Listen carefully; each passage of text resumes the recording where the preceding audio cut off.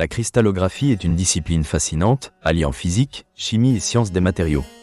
Elle étudie la structure des cristaux et leur arrangement atomique. Accessible depuis quelques siècles, cette science a connu un essor remarquable. Elle est essentielle pour comprendre les propriétés des matériaux et les interactions moléculaires.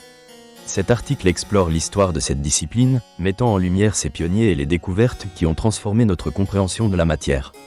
La cristallographie a débuté par l'observation des minéraux. Les civilisations anciennes ont remarqué que certains cristaux possédaient des formes géométriques particulières. Elles ont entrepris des études rudimentaires sur ces cristaux. Au Moyen Âge, des alchimistes tels que Geber et Paracelse ont émis des théories sur la nature des substances, mais leur démarche était davantage philosophique que scientifique. C'est au XIXe siècle que la cristallographie moderne a émergé. En 1819, le minéralogiste danois Nicolai CCL Rammelsberg a découvert que les cristaux présentent des angles de diffraction constants. Ces observations ont préfiguré des découvertes futures. Cependant, c'est l'invention du microscope qui a véritablement permis d'explorer les structures cristallines. En 1912, le physicien allemand Max von Laue a réalisé une avancée majeure. Il a démontré que les rayons X peuvent être utilisés pour étudier la structure interne des cristaux. En bombardant un cristal de cuivre, il a observé un motif de diffraction. Ce moment a été décisif. La méthode de Laue marque ainsi la naissance de la cristallographie aux rayons X. 2 ans plus tard, en 1914, les physiciens William Henry Bragg et son fils William Lawrence Bragg ont développé une technique fondée sur les travaux de Laue. Ils ont formulé la loi de Bragg, établissant un lien entre l'angle de diffraction et l'espacement des plans dans un cristal. Cette avancée a permis de déterminer la structure des cristaux de manière quantitative. Au fil des décennies, la cristallographie a révélé la structure de nombreux composés. Une découverte marquante fut celle de la structure de la pénicilline par les Bragg en 1943. Cet antibiotique, découvert par Alexander Fleming, a révolutionné la médecine et ouvert des voies pour la recherche de nouveaux médicaments. L'identification de la structure de l'ADN par James Watson et Francis Crick en 1953 est une autre étape cruciale. S'appuyant sur des données de diffraction des rayons X fournies par Rosalind Franklin, ils ont élucidé la double hélice de l'ADN.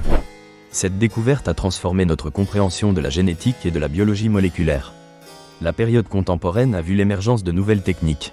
La cristallographie par diffraction des neutrons, développée dans les années 1940, offre des avantages pour les échantillons biologiques et les matériaux complexes.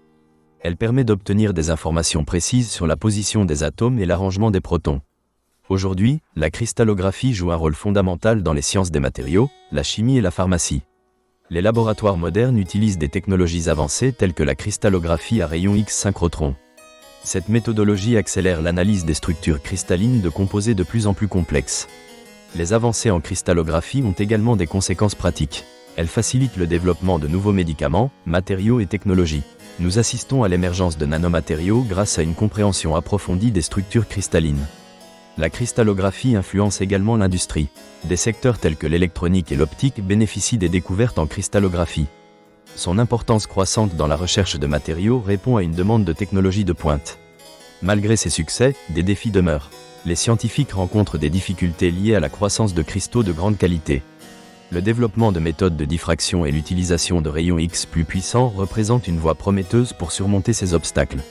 La cristallographie est un domaine fertile pour la recherche et l'innovation. Les scientifiques explorent les possibilités de la cristallographie tridimensionnelle et d'autres techniques avancées. L'intégration de l'intelligence artificielle ouvre de nouveaux horizons.